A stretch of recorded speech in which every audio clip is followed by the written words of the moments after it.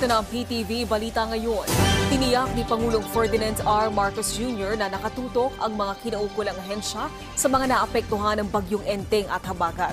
Sa situational briefing kanina, inalam ng Pangulo ang kasalukuyang sitwasyon sa mga lugar na naapektuhan ng kalamidad. Mababatid na malaking bahagi ng Luzon ang nakaranas ng pagbaha dahil sa malalakas na pagulan na dulot ng bagyo at habagat. Samantala, inatasan niya rin ang mga kinaukulang ahensya na maglabas ng mabala sakaling umapaw ang mga dam kasabay ng walang tigil na pag-uulan. Sa ngayon ay higit 400,000 na pamilya o 1.7 million na individual ang naapektuhan ng bagyong Enteng at Habagat.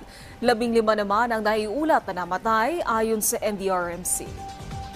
So let's carry on. We'll carry on the DSWD side. We'll carry on bringing the relief goods where we can go in. Sa public works, kailangan na rin natin mag-clear, the usual thing, mag-clear ng mga kalsada kung saan gumuho ang lupa para makadaan yung ating mga support, ang ating mga relief goods. And then bantayan lang talaga natin kung ano pang mangyayari sa weather. Umaasa mga senador na ilalahad ni dating Bamban Mayor Alice Guo ang lahat ng kanyang nalalaman hinggil sa iligal na operasyon ng Pogo matapos siyang maaresto sa Indonesia.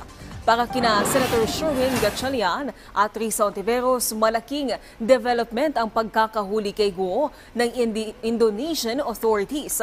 Sa ngayon, nakikipag-ugnayan na ang Bureau of Immigration sa Indonesia para mapabalik sa bansa ang dating alkalde. Kaugnay nito, inaalam na rin ng mga senador kung kailan pwedeng ma-turn over si Guo sa Senado.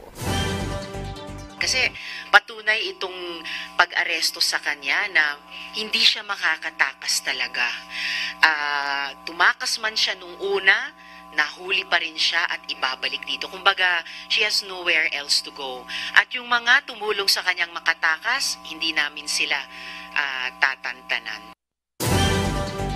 At yan ang mga balita sa oras na ito. Para sa iba pang update, i-follow at i-like kami sa aming social media sites at PTV PH. Ako po si Naomi Tiburcio para sa Pambansang TV sa Bagong Pilipinas.